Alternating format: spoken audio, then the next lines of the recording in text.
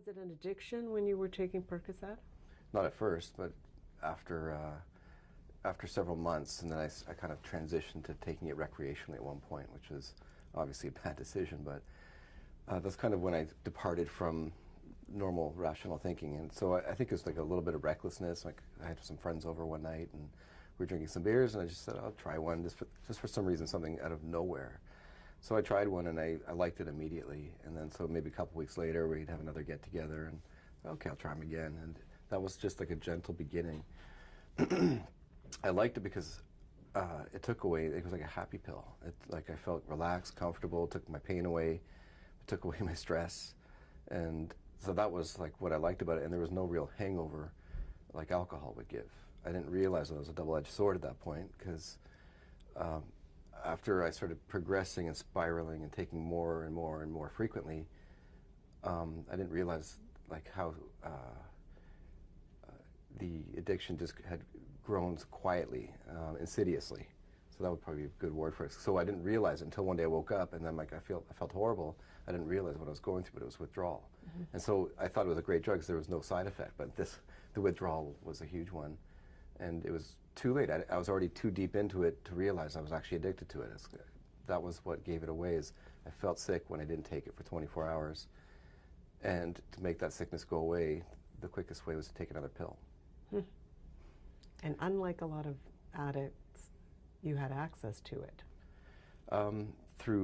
Like not directly, because doctors don't actually have access to the narcotics in the hospital. The nurses are in charge of that, basically. I just write for it. But indirectly, I had access because eventually I started prescribing inappropriately later on when it came to the fentanyl. Right. So you had the Percocet, I guess that was sort of phase one, and then the fentanyl.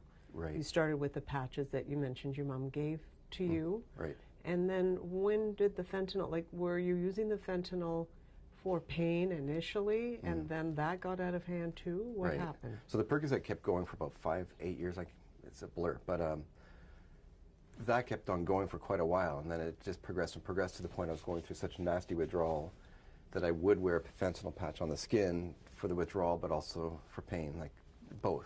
And then there was a day in May of 2014 where I was going through withdrawal from the Percocet and grew desperate.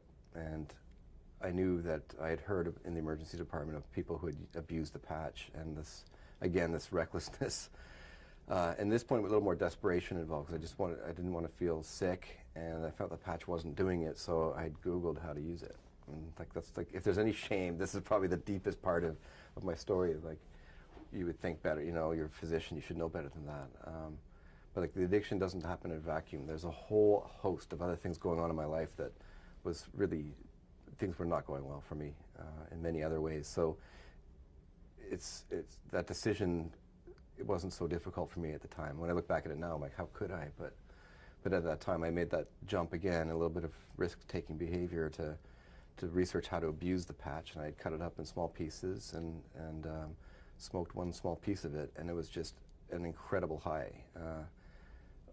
If I hadn't had the tolerance that I built with the Percocet, I probably would have overdosed and died at that point because it was so strong.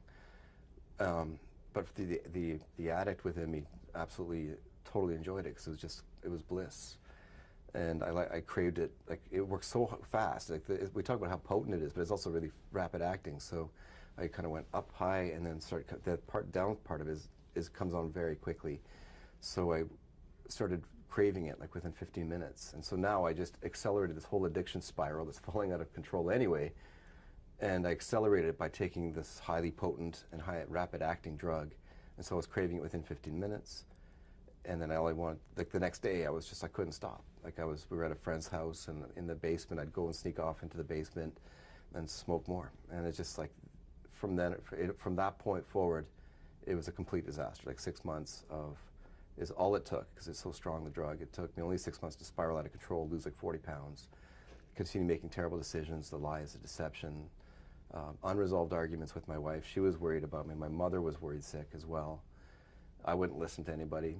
If I did try to quit, it would maybe last a week or so, and then I'd some sort of stress, or I'd feel so unwell that I just would take more. And so I had a few opportunities to get myself out of it, but it was unsuccessful. Did you ever go to your bosses at the hospital and say, I'm in trouble? No, I should have.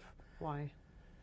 I didn't because I was scared, fearful. I thought everything would fall apart around me. I didn't want to have any, this is like I'm not alone on this way, that a lot of people in the height of their addiction are completely fearful of losing everything around them because you think you're going to lose like my job, my wife, my career, and totally ashamed. I didn't want to, I think I was in denial like how bad the problem was, even though it was completely obvious, like with the weight loss and irritability. And were you practicing medicine? Were you in the emerge while you were high? Not while I was high. I would wear a patch, so to keep myself feeling what I quote normal. So not getting high, but that's how I would get around going through withdrawals, by wearing a patch. But when I got home, it was a different story. So when you were practicing medicine, do you think you made wise decisions with patient care if you were on fentanyl and yeah, I was an impaired physician. You know, like fortunately there were no bad outcomes. The hospital did an investigation along with the police. But yeah, I mean, I was an impaired physician. You know, it's you know, hard to talk about it because people were trusting you. Yeah. So if I was the patient and I knew that my physician was impaired, I'd be pretty upset. On the other side of it, thank God no one was harmed. Fortunately, no one was harmed as far as a patient. They did like I said, I have no recollection of anything, and then the hospital did investigation into all of my charts for the two and a half years that I was there, and there was no bad outcomes. But that doesn't mean, though, like, you know, the honest truth is that people, you know, unassuming patients had a physician that was incapacitated. Mm-hmm. So things got so bad that you were writing scripts, you were writing prescriptions and having other staff members assist you, is that correct?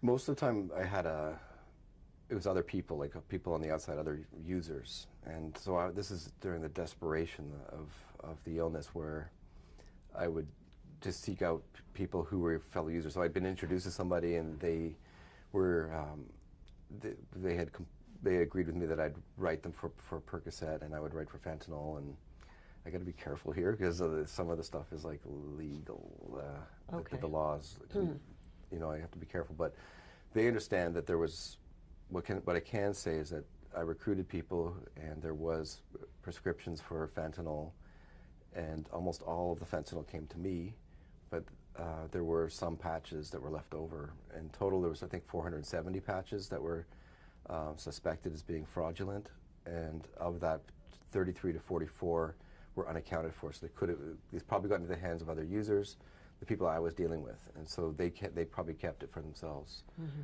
So they probably, my memory is not the clearest on it. So this is, you know, asking me some tough questions here. Quite the journey here, yeah.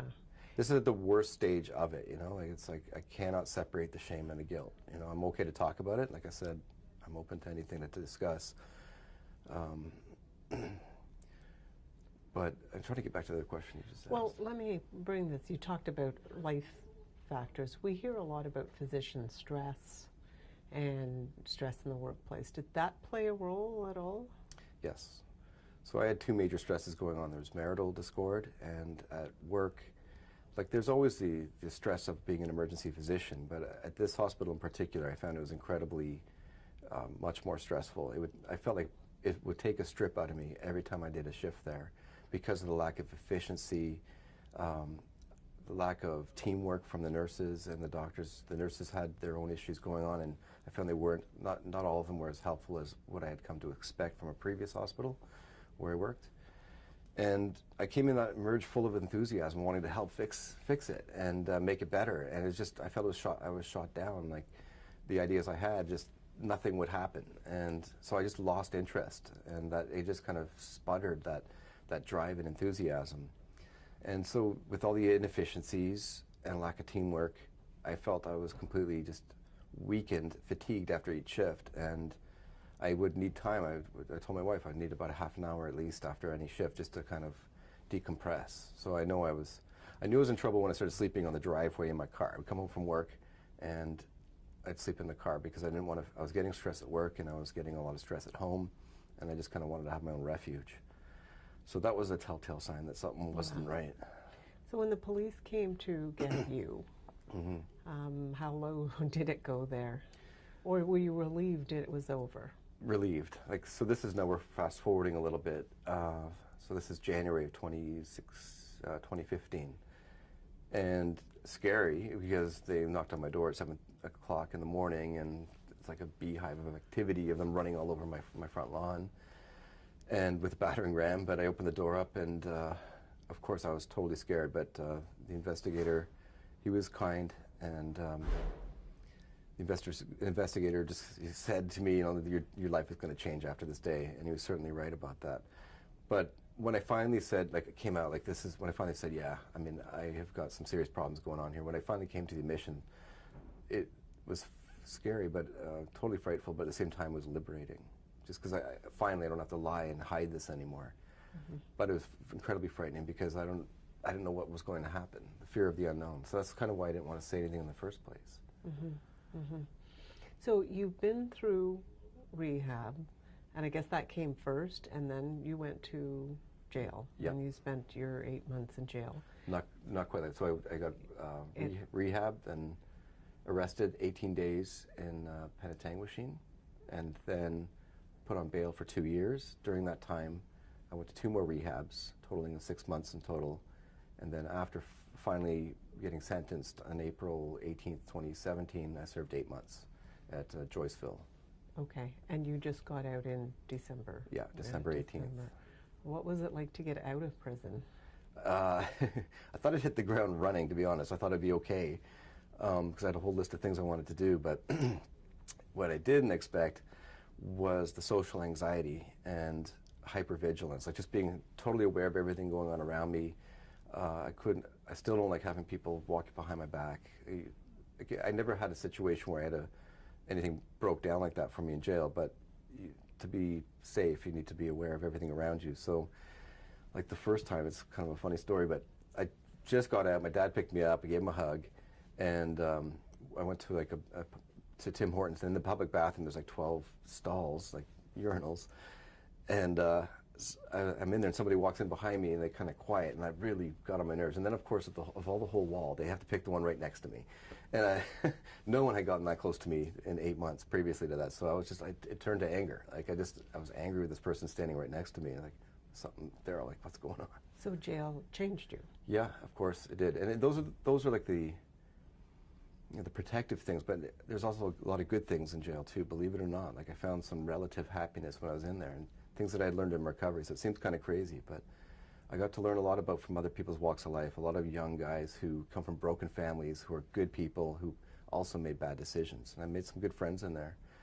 I learned about myself when I was in there. But Emergency room doctor is talking about his own battle with fentanyl addiction. Daryl Gebien first used opioids back in 2013 to treat a back injury, but an illness of isolation, whereas recovery is about being with others. So that was, you know, when I was going through a hard time in jail, because you're going to find a hard time no matter what, even if you try to isolate yourself. There's interpersonal problems that happen in there, and I found that when I was stressed out, like I'd always have someone to talk to, and so that's something that I really was a responsible part for my happiness in there, relative happiness, because I was it's oppression. But I had a chance to like speak my mind, be part of a group. I would also go to 12-step meetings, speak to my friends. Like there was definitely a camaraderie in there. And so it wasn't all bad. No, it wasn't. It wasn't all bad. I was in minimum, so it's, you know, I wouldn't say it's a cakewalk, but it's, you know, it was a good time to actually be buffered from the problems of the world and just focus on myself. I started writing an autobiography. I was helping other people. We played music together. There's recreation, ball hockey, tennis. So it was okay. But it's, again, I would look at it as a learning experience. Not a happy time, but relatively happy. That's probably the best way I can put it. What did you learn?